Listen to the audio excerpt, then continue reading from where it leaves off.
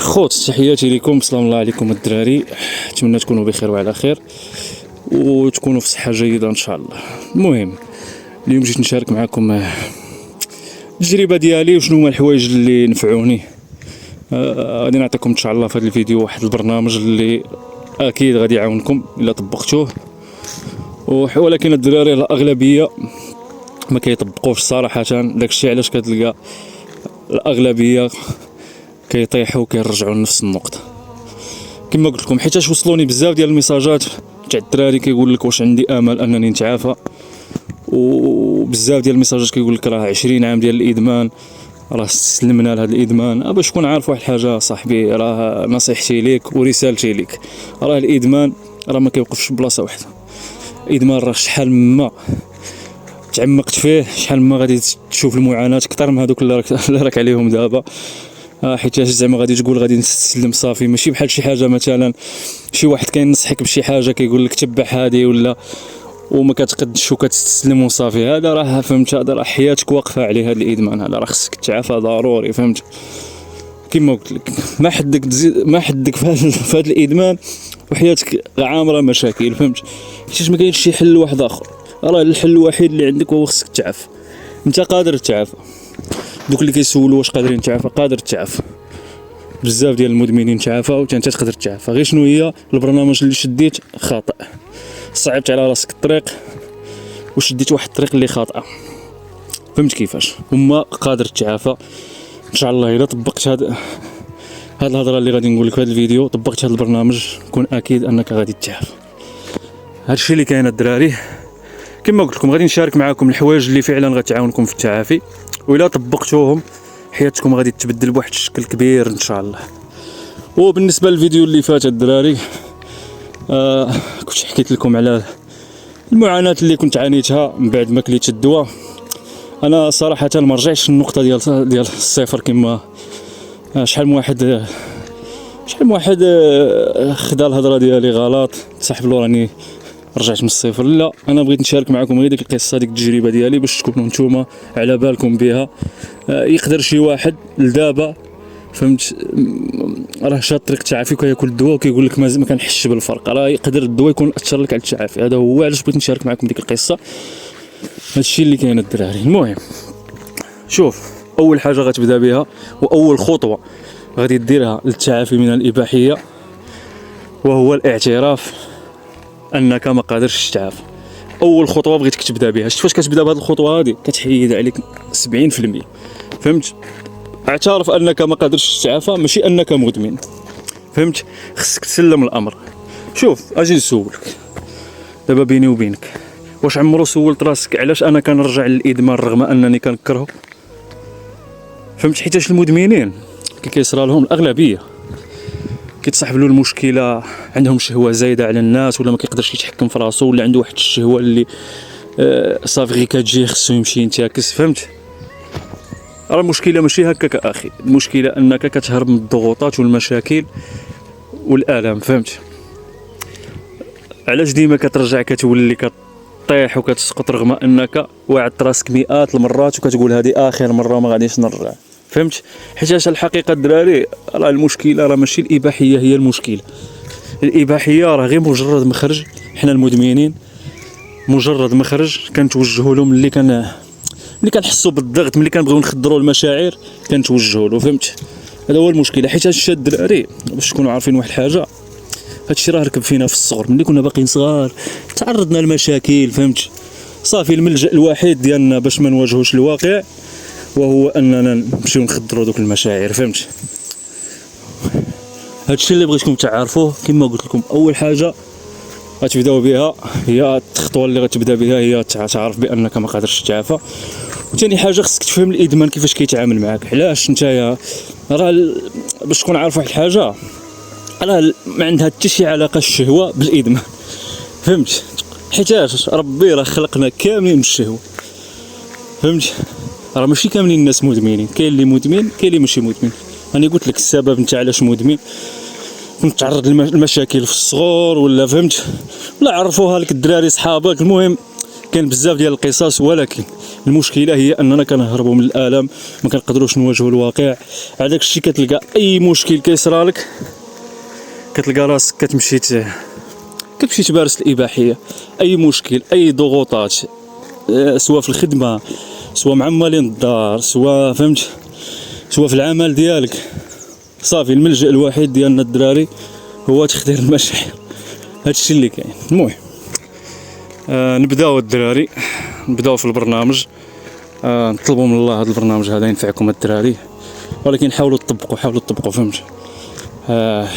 التعافي راه ماشي غير مجرد هضره وصافي وراه كنتعافى وراه فهمت، كنحبس الماده الادمانيه وكنحسب في النهارات وتقول لي غادي نتعافى. راه ما يمكنش، راه ما تعافي ما والو فهمت. حيت شوف غادي تتعافى فهمت، هذيك الطريقه اللي شديتها انا غادي تتعافى، ولكن غادي تتعافى غير واحد الفتره فهمت، واحد الفتره، وغادي تولي غادي ترجع على داك الشخص اللي كتكون عليه في الوقيته ديال الادمان، غادي تولي عاوتاني تنتكس وتلقى راسك كتضيع الوقت وفهمت وغارق في الاعراض الانسحاب. يلا كتبغي تخرج من الاعراض الانسحاب كتولي عاوتاني تنتكس، عاوتاني تدخل في اعراض الانسحاب فهمت. حيت بزاف الدراري، وشوف راه هذاك البنات اللي كتمشي تنتكس عليهم ما يستاهلوش الدراري انك تضيع عليهم حياتك، ما يستاهلوش انك تضيع عليهم ديك الطاقه. حيت شوف هما اصلا ما على بالهمش بيك وما كيعرفوكش شكون نتايا وفهمت، ما عندهمش حتى شي فكره عليك نتايا شكون ومنين فهمت. ما يستاهلوش الدراري، حياتكم غلا عليهم. كما قلت لك حاول تطبق. المدمنين كما قلت لك اغلبيه ديالهم الدراري كيطبق لواحد الفتره وصافي كيولي كيعيش حياته وصافي كيسو داك الغرور، كيولي يتبع الطريق الاخرى حيت صافي كيقول صافي انا تخلصت من هذا الادمان، وكيرجع حتى كيلقى راسو فهمت. حيت حاجه بسيطه تقدر تردك الانتكاسه فهمت. وانت عارف الا رجعت نتاكس انت عارف الطريق كي دايره، الطريق مظلمه وما تستاهلش الدراري فهمت. راه حياه التعافي راه ما كاين ما احسن منها الدراري، راه كما قلت لكم راه كتشوف النور صراحه. راه حياه الادمان راه ما حياه ما والو، راه ما كتكونش عايش كاع نهائيا، خصوصا مع اعراض الانسحاب الدراري راه مؤلمه بزاف. حتى بزاف ديال الدراري راه شحال من واحد كيفكر في الانتحار، بحالي انايا نهضر على راسي في الايامات الاولى راه كنت كنفكر في الانتحار، كنت غارق وساوس وكنت غارق مشاكل، ما حاملش راسي، ما عارفش راسي في الاول، ما كنتش عارف راسي مالي انايا، كان يصاحب لي شي حاجه اللي، ولكن الحمد لله ملي عرفنا راه الادمان الاباحيه هو اللي كيسبب لك داك الشيء صافي قررنا اننا نتعافى وتعافينا ونتكسنا. ولكن الحمد لله صراحه من كل انتكاسه كنا كنستافدوا. حيت الصراحه في الاول ما كنتش عارف الادمان، كان يتصاحب لي صافي تغلبت عليه غير نقطع الماده الادمانيه مثلا، ما نبقاش نشوف الاباحيه صافي غادي نتعافى. وتعافيت الصراحه، ولكن في الاول كنت كنطبق، ولكن في التالي صافي كان يتصاحب لي كما قلت لكم خصني نتخلص من ديك الماده. ولكن لا، راه التعافي هو نمط حياه الدراري، راه كما قلت لكم راه خصك تبدل حياتك. راه هاد الشخص اللي كتكون عليه دابا خاصك تنساه في مر، ما تربيش عليه الكبده نهائيا فهمت. حيت الا مشيت رجعت لحاجه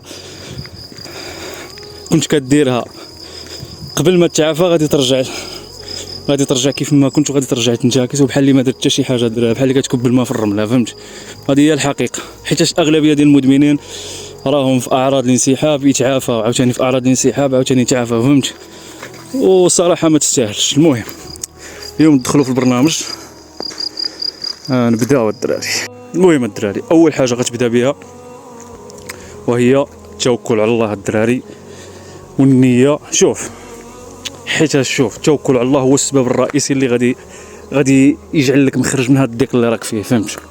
توكل على الله كما قلت لكم، ديروا النيه والصبر الدراري، الصبر هو الحل فهمت. راه حيت راه الصبر هو مفتاح لكل نجاح في اي دومين، في اي مجال، في القرايه، في الخدمه، في اي حاجه خاصك تكون كتصبر فهمت. المدمنين كيفقدوا هذه القضيه ديال الصبر، ما كتكونش عندهم فهمت. كيبغي يدير كلشي، كيبغي يخدم، كيبغي يتزوج، كيبغي يقرا كتوبه، كيبغي يطلع للقمر، كلشي كيبغي يديرو خطره وحده فهمت. ما كيبغيش يصبر، داكشي علاش كتلقاه كينتكس حيتاش كيستعجل بزاف. المهم الصبر الدراري وروح غير بلاتي عليك. المهم اول حاجه بغيتك تبدا بها ملي غادي دير هاد الحوايج، وهي غادي تقاد النعاس ديالك. شوف نسى عليا داك تقصر حتى مثلا 3 4 وتفيق حتى ل 11 12 وتقول لي غادي نتعافى. فهمت الدراري؟ راه الا بغيت تعافى راه خصك تقاتل. هذه هي المقوله ديال خصك تقاتل الا بغيت توصل. طبقها على التعافي ديالك، حيت شوف ما كايناش شي طريق اخرى الدراري، راه كاين 2 طرقان، كاين طريق التعافي وكاين الطريق الاخرى. فهمت؟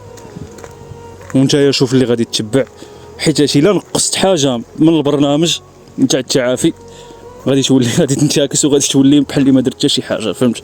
خلينا من البكاء الدراري والشكاوي. فهمت؟ ما يجيش شي واحد دابا يبكي في كومونتيرات اني وليت نتعكس ولا. فهمت؟ صافي الدراري عينا من البكاء. دابا الاساس هو التعافي، بنادم يركز عليه 100%. فهمت؟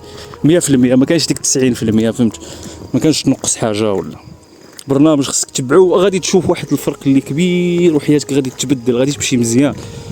فهمت؟ وهذا الشيء اللي خاصك انت تتعافي. فهمت؟ هذا راه ماشي نصيحه الدراري، هذه راه الحقيقه خصك ديرها. راه حياتك واقفه على التعافي. الا بغيتي تمشي مزيان وتمشي مرتاح وتطور من راسك وتبني راسك ودير اهداف ودير احلام ديالك وتولي انت فهمت قاد المسؤوليه وتزوج وتمشي بعيد. بصح الا بقيت هذيك القضيه ديال لا ندير هذه ونخلي هذه غادي توالمني ولا حتى نكون مزيان، هذا راه يكذوب. الدراري كنبقاو نكذبوا على راسنا. داك الشيء علاش ضيعنا سنين وحنا كنحاولوا نتعافاو وما قديناش نتعافى. فهمت؟ حتى راه الادمان ما كيرحمش، وطريق التعافي راها باين وتستاهل الدراري. طريق التعافي تستاهل انك تضحي عليها، حيت هاد الدراري هذاك راه الذهب كنضيعوه الدراري وما يستاهلوش. كما قلت لك هاد البنات الاباحيه اللي كنضيعوا عليهم هاد الذهب راه اغلى من الذهب الدراري. فهمت؟ لهذا طبق. فهمت؟ صافي دير واحد البرنامج وسير عليه وحياتك غادي تمشي مزيان ان شاء الله، وما يكونش واحد الفتره الدراري. كما قلت لكم النعاس، حاول تقاد النعاس ديالك. النعاس غادي يعاونك بزاف. فهمت؟ غادي يحسن لك الذاكره، غادي تزاد عندك التركيز، غادي تولي عندك القدره على اتخاذ القرارات، غادي يخفف عندك القلق والاكتئاب. كاع هاد الفوائد الدراري غادي تكتشفوهم ملي غادي تقادوا النعاس ديالكم. باش تكون عارف واحد الحاجه، راه اليوم ديالك كيبدا ماشي منين كتفيق، راه منين كتنعس. راه الا نعس مزيان كتفيق مزيان. فهمت؟ هما ديك القصاره ديال حتى الصباح وشاد التليفون ومدخل معاك التليفون للدار البيت وكتخرب حتى الصباح وكتقول لي لا راني كنستنى نتعافى، ما غاديش تتعافى صديقي. فهمت؟ وغادي تضيع غير راسك، حتى شي واحد ما غادي يعقل عليك وحتى شي واحد ما غادي يحس بيك. فهمت؟ هادشي اللي كاين الدراري. ثاني حاجه غتبدا بها وهي الاولى، وهي الصلاه ديالك. قاد المهم الصلاه 5 صلوات في الجامع الا ما كنتش خدام تقاتل عليهم. فهمت؟ راه عندك غير واحد السيمانه. فهمت؟ السيمانه الاولى غتجيك صعيبه، ولكن ملي غادي تولف وغادي تعلم بزاف ديال الامور، ملي غادي تعلم الانضباط، تعلم بزاف ديال الامور. حاول انك تبقى تفيق بكري للفجر، صلي الفجر، خرج. فهمت؟ خرج من الدار، دير الرياضه، حتى الرياضه غادي تعاونك بزاف. الرياضه من اهم الاشياء اللي غادي يساعدوك في التعافي. فهمت؟ انا كيبان لي راه ما كاينش شي تعافي بلا رياضه. فهمت؟ الرياضه كما قلت لك راه كتنقص عندك الاعصاب، كتعطيك واحد الطاقه ايجابيه، كتزيد الكميه الخلايا فهمت العصبيه ديال المخ، كتخليك تقاوم الامراض، كتساعدك تحسن من الصحه ديالك. شوف سواء كتمشي عند كتكون مريض مثلا ولا كتقرا كتوبه، 3 الحوايج كيوصيوك عليهم: النعاس، الماكله، الرياضه. فهمت؟ الا بغيت تطور من راسك هاد 3 الحوايج خاصك تكون ديرهم. فهمت؟ حيت شوف ديما فاش كتقرا شي كتاب اول حاجه كيبداو معاك عليها هي الفياق بكري، الرياضه، الماكله. هاد الحوايج خاصك ديرهم. والصلاه حنا ما نساوها، الصلاه هي اللي تبدا بها، نوصلي الفجر وغادي تشوف واحد فرق كبير. قراءه القران، ملي تجي من الجامع سير قرا القران.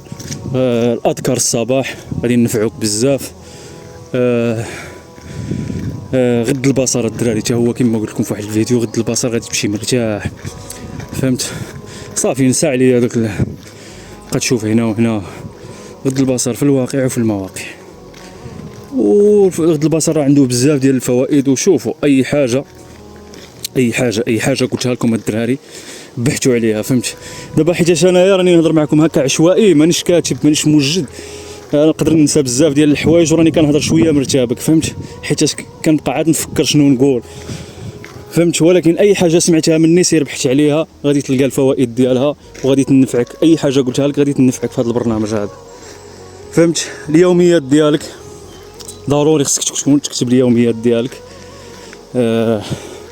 حيتاش من بين الفوائد ديال اليوميات غادي تبقى تراقب المشاعر ديالك، تراقب اليوميات ديالك كيفاش غادي مع التعافي، فهمت؟ غادي تقلل التوتر، غادي تعزز الوعي في الادمان والتامل الدراري. عاوتاني التامل غادي ينفعكم، انا نفعني. شوف التامل ملي كنحس براسي مزير كنخرج للغابه كنبقى نتمشى، صراحه كيبقاو يطيحوا عليك شي افكار، المهم النفسيه ديالك كتبدل. فاش كنرجع للدار كنحس براسي وليت واحد الانسان واحد اخر، غير كنحس بدوك الضغوطات. كان كما قلت لكم كنمشي للغابه وكنمشي 3 سوايع 2 سوايع كنخرج من منطقه الراحه. صراحه التامل غادي ينفعكم بزاف. هادشي اللي كاين الدراري. المهم نتمنى ما نكون نسيت والو. دير هاد الحوايج وخرج من منطقه الراحه، حاول تخرج من منطقه الراحه. راني عارف نسيت بزاف ديال الحوايج، هذا هو المشكل ديال الدراري، حيتاش ما كنوجدش قبل ما ندير الفيديو، ما كنكتب ما والو، راه كنهضر غير هكاك. داكشي علاش بزاف ديال الحوايج كنقولهم. المهم نتمنى نكونوا وصلنا الفكره، نتمنى تفهموا الهضره ديالي وطبق هادشي اللي قلت لك. كما قلت لك الصلاه، حاول تقرا القران، اذكار، الاستغفار، الرياضه، الماكله، التامل، كتب اليوميات ديالك. اليوميات هما غادي ينفعوك بزاف، غادي تبقى تفرغ دوك المشاعر كما قلت لك. شنو اخر؟ وحاول تخرج من منطقه الراحه، فهمت؟ والتليفون الدراري، التليفون هو السبب. حاول تبعد التليفون خصوصا في الفتره الاولى. حاول تبقى تعمد انك تخلي التليفون بعيد عليك. مثلا الا كنت كتريني تبقى تخليه في لاصال، كانت عندك السياره تبقى تخليه في السياره وتدخل كاع للدار. حاول من الاحسن الا ما قدرتش تبعد عليه بزاف، من الاحسن بعدا ما تدخلوش معاك البيت ديالك قبل ما تنعس، خليه في الصالون. وما تبقاش تدبر دوك الاسباب نتاع الساعه كتفيقني ولا، فهمت؟ حيت كاين بزاف ديال الحلول. وهادشي اللي كاين الدراري، ونتمنوا ما نكونوا نسينا حتى حاجه. وتحياتي لكم. والتعافي ممكن الدراري، ممكن. الدراري اللي كيسولوا على التعافي كاين، والتعافي راه جنه الصراحه. كنهضر على راسي شخصيا، راه هاد الشخص اللي كيهضر معكم دابا راه فوقيته ديال الادمان الصراحه. راه كنت واحد الانسان زفت صراحه، كنت زفت عامر مشاكل، ما كنعرف نفكر، ما كنعرف نهضر، ما كنعرف، ما عندي حتى شي واجهه، فهمت؟ غادي عايش وصافي. ولكن الحمد لله التعافي كيوريك بزاف ديال الحوايج، والتعافي يستحق الدراري، يستحق. على داكشي كنقول لك تقاتل صاحبي، تقاتل، راه ماشي يعقل عليك حتى شي واحد، فهمت؟ حيت هاد الوقت اللي رحنا فيها راه بغات واحد الانسان اللي يكون طبيعي باش تمشي مزيان في حياتك، وباش حيتاش غيقول لي كيفاش غادي تعيش نتايا في هاد المشاكل والناس كتبني في حياتها. انت راه تابعك مستقبل، خصك دير ولادك، خصك تخدم، خصك دير شي مشروع ديالك، خصك دير شي خدمه، دير دار، دير طوموبيل، نتايا فهمت؟ ما حدك مدمن راه ما غادي دير حتى شي حاجه. انا راه كنتحدى اي مدمن يقول لي واصل في حياتي ولا مكمل قرايتي، فهمت؟ اللي واصل ولا مكمل في قرايته هذاك راه ماشي مدمن، هذاك راه مبلي بها كيستعملها مره. ولكن المدمنين، كنهضر على المدمنين اللي مجبر عليه انه يمارسها، ما يمكنش اصاحبي. انا راه شديت ديك الطريق، راه ما يمكنش. راه كنت عايش في واحد ما كنتش عايش، راه غير الروح الدراريه اللي كنت غايب، كنت مخدر. تخيلوا معايا هاد السنين كامله وانا مخدر وما درت فيها حتى شي حاجه لا ما درتهاش فيها. راه طلعت كما قلت لكم خاوي، ما كنعرف ندير حتى شي حاجه. ولكن الحمد لله مع التعافي كل شيء كيرجع، وكتولي احسن وافضل من داك الشخص اللي كيكون طبيعي. والناس غادي تلاحظها، غادي تبقى تلاحظ الفرق ديالك، وغادي تبقى تلاحظ عليك انك تغيرت بزاف، وانك فهمت وباغي تخدم، باغي دير فلوس، باغي تطور من راسك، باغي تقرا، هاد الحوايج كاملين كتكون عندك واحد الرغبه قويه انك ديرهم. راه كتولي بحال سبيدر مان، وكاع ما تبقاش تسمع دوك التعليقات السلبيين تاع لا وراكم تبالغوا. هاد الهضره كنهضر معاك شخصيا، انا راه تجربه فهمت. راه كنت كنسمعت انا هاد الهضره ما كنتش كنتيق، ولكن نهار عشتها ودخلت فيها راه شفت العجب العجب. راه بحال اللي تولدت من جديد الدراري. هادشي اللي كاين الدراري، وكما قلت لكم في الاول ركزوا على التعافي هو المهم، وما الفلوس والزواج وكل شيء غادي يجي فهمت. تعافى لواحد الفتره بعد على الاقل 90 يوم خصك تعافى فيها، ومن بعد فكر انك هذيك 90 يوم الاخرى فكر انك تطور من راسك ودير. حتى لو شحال من واحد كيسول واش نقدر نتزوج في هاد 90 يوم الاولى، انا كنقول لك اعطي راسك واحد 6 شهور بعدا كما يدير الخطوبه ديالك، ومن بعد هذيك الساعات تقدر تتزوج تكون متعافي وفهمت. هادشي اللي كاين الدراري. تحياتي لكم، السلام عليكم ورحمه الله.